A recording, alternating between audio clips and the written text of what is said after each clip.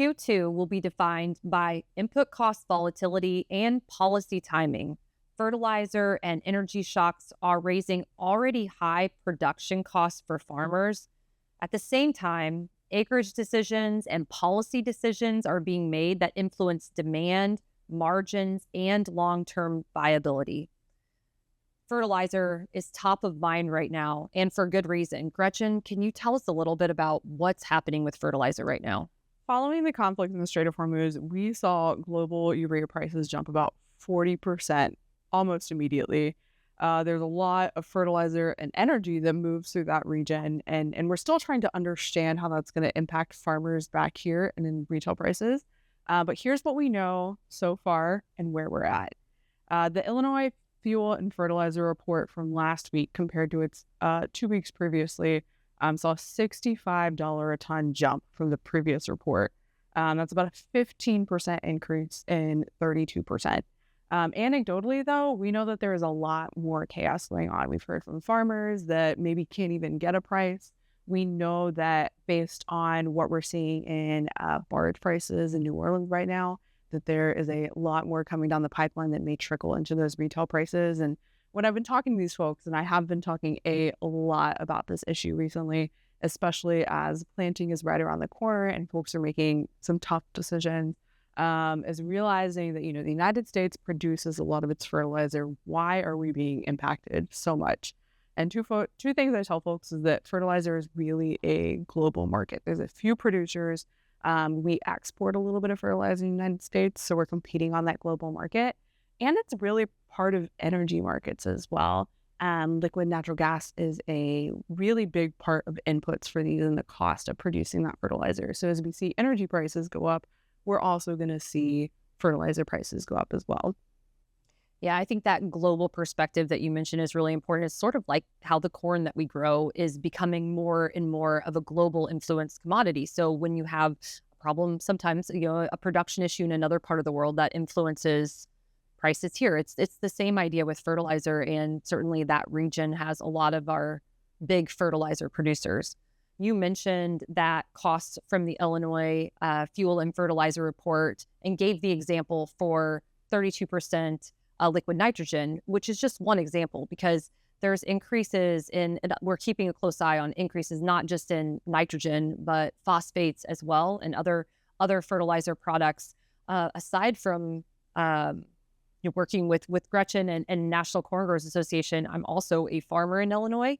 So thinking about that Illinois cost as an example, I looked up my local cash prices on the 2 dates of the fertilizer price that you were referring to, and I was wanting to know, how many bushels of corn did it take to buy that same ton of fertilizer?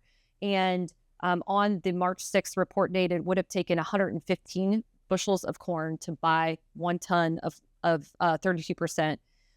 2 weeks earlier, it would have taken 106 bushels of corn. So, we're talking about using more bushels of our corn in an already super tight margin environment to buy that same 1 ton. And, that retail fertilizer pricing data doesn't come out. It is only updated every week or two. So we don't have more current data, but we've seen corn prices stabilize in that time, and signs point to fertilizer prices probably continuing to increase. So as we look ahead at the coming weeks, that's likely to continue to grow and taking more bushels to buy that same ton. And this is something, especially as planting season approaches, that we are watching like a hawk, especially as some more of that data and numbers roll in and give us a better idea of, one, both where farmers are at with their fertilizer purchases and needs for the upcoming planting, and two, what those prices are doing and what we can do about it. So stay tuned, be on the lookout for a better idea of what the numbers are telling us. The situation with fertilizer prices means that some farmers are making tough decisions right now as we approach planting season, and how that influences those planting decisions. Last year we planted 98.8 million acres of corn, a huge corn crop, like the largest acres in about 100 years. And so it's expected that we are going to have fewer corn acres this year. At the USDA's Ag Outlook Forum in February, their projection is 94 million acres of corn, which, although that's a lot less than last year, that's still a relatively high corn acre year. So as we think about where farmers are at and farmers, what they're planning to plant for this year, USDA, the first 2 weeks of March, does a survey of farmer planting intentions to find out what farmers are thinking. But this first 2 weeks of March is a really Been a wild ride. yeah, it's been a really wild ride. And so, some farmers that are responding to that survey may still be making some decisions. A lot of acres are already locked in at this point just because of the seasonality and when some of those input cost decisions are being made. But there's still a certain number of acres that could swing from one crop to another. And so as we look to USDA's planting intention report, where that survey data will be published on March 31st, that could leave a lot to be left to be seen, even more so than a normal year. This is something I know we'll be keeping a really close eye on, especially as we hear from farmers, maybe how they're adjusting those decisions. And I am positive that markets will be too as they look for those new crop futures prices. All right, Krista, let's talk biofuel. And we are still full steam ahead on E15. Still waiting on news for that. But there are two things that we don't talk about maybe quite as often as our favorite topic. RVOs and 45Z that are still up and coming, timely, and going to have an impact on the farm economy as well. Yeah. And let's first talk about what is an RVO. RVO is the acronym for Renewable Volume Obligations, and this is a threshold that is part of the Renewable Fuel Standard. And so these are the levels, they're year specific. So we are waiting right now final guidance on the RVOs for 2026 and 2027. So these are the levels of biofuel blending that pertain to that. The earlier released proposed guidance had the implied conventional fuel requirement at our ask level of 15 billion gallons for both 2026 and 2027. And what we're hearing so far is a positive signal for, in the final rule, hitting those levels that we had asked for conventional and expanded amounts in other biofuel categories. That really signals, I think, that EPA recognizes the role that ethanol has and other biofuels in energy security and in supporting farmers and the rural economy. So, as we think about specifically what does this mean for corn growers and the ag economy, when we have strong farmer-friendly biofuel policy that supports the price for corn and those other feedstock crops, that is a positive that flows, at the farm level and really supports demand for our crops. Krista, you just threw out a big number, 15 billion gallons, and you're talking about, a year and almost a half now at this point, which are some big numbers and some big concepts. But what does that mean at the farm level? Yeah, well, so anytime we have a strong biofuel-friendly policy that really supports the price for corn and price and usage for corn and other feedstock crops. And in this current environment where we have high input costs and lower prices and tight margins, that is something that is really needed at the farm level. Taking that 15 billion gallon threshold, if we were going to hit 15 billion gallons of ethanol, that roughly translates to about 5 billion bushels of corn. So, that's really important, a really important demand segment that we can secure and lock in for our corn growers. Okay, Krista, now it's time for us to talk about the coolest tax policy I know. We are going to use U.S. grown corn to fuel airplanes. Yeah. So what Gretchen's talking about is 45Z, which is a tax credit for biofuel producers who can produce a lower carbon intensity fuel than the standard fuel. So these are biofuels that are lower carbon intensity. And when farmers can lower the carbon intensity of their crops that are used as feedstocks in these fuels, that can help generate an even higher tax credit for that biofuel producer. So this provides some opportunity for farmers to play a role in getting that corn in those airplanes. But one of the holdups here is that transparency and farmer payback, these are some critical pieces that we are still waiting on clarity on how these things will work. So we know that farm practices can be a part of this. But again, the credit goes to the biofuel producers. So we want, NCGA wants to see some sort of transparency and a pathway to ensure that farmers who are making practice changes can see some value in the return for that. And so, I think 45Z is viewed as one piece of the pathway to bring SAF closer to price parity with standard jet fuel. I think that 45Z can be a win for farmers in two ways. So one, you talked about jet fuel.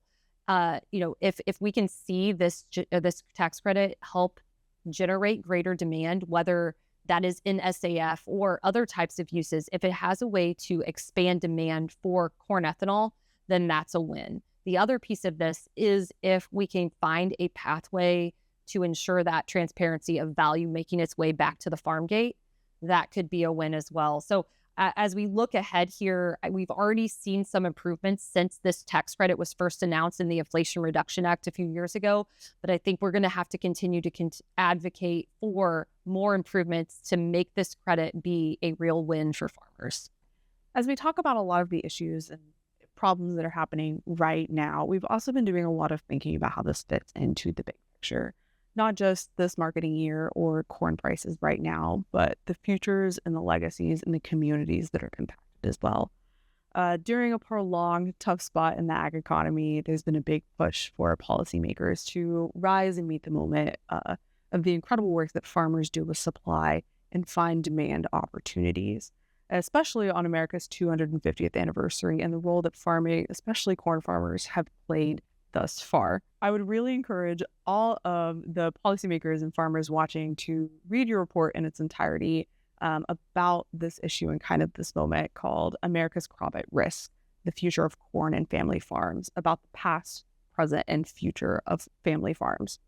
We did some polling. We talked to more than 1,000 corn farmers about where they're at. And there are a lot of really good statistics and data in that report. But Krista, maybe what's one of your favorite or you think most insightful numbers that came out of asking those farmers about what they're thinking about where they're at and the future for their farm? Yeah, well, corn farmers today are facing pressures that have rarely been seen in this nation's 250 years.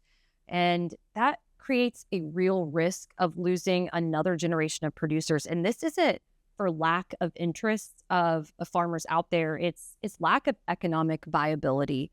And one of the questions that we asked on that survey that you're talking about is, how is the current economic environment going to impact, how are you going to change your decisions in 2026 as a result of this current situation? And there was a lot of choices provided, and the farmers responding could check all that applied to them.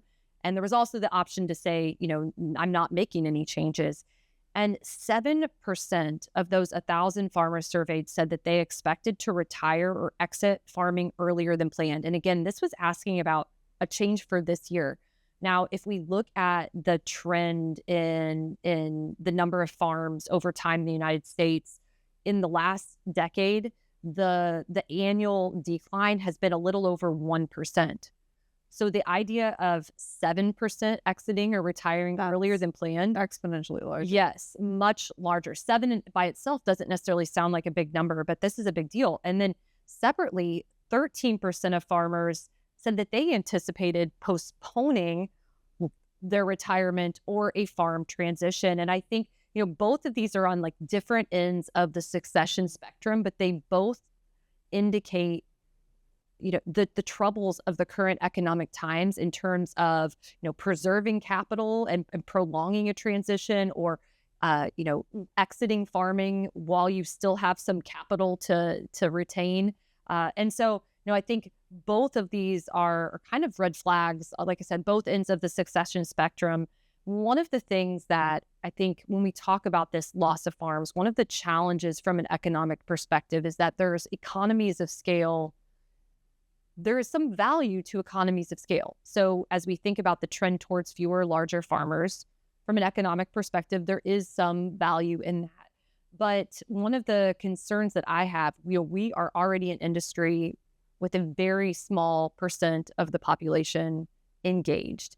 And I think about the loss of the people engaged in farming. And the other argument here is that, there's still going to be people working on these farms, but there's something to be said again about the business owners of these farms and the engagement that they have in the rural communities, and the influence that they have in policy, and we already see fewer legislators that represent farmers. And so I think that this is important from the perspective of the people. Ultimately, as farms disappear, rural populations decline, local economies suffer. And that's really an unsustainable path for U.S. agriculture and rural America. During this period of increased volatility in the corn economy, we've been working with legislators to rise to the occasion and meet the needs of corn producers to ensure future viability. And as we think about the future for corn lies in durable demand growth, competitive input markets, and policies that allow U.S. producers to be leaders globally. With the right alignment of markets, policy, and investment, U.S. corn farmers can remain globally competitive and sustain the next generation, which is really what we need to ensure that agriculture continues to serve America for the next 250 years. If you want more information on either of these reports, go to the National Corn Growers Association website, Corn Economy page at ncga.com/corn economy.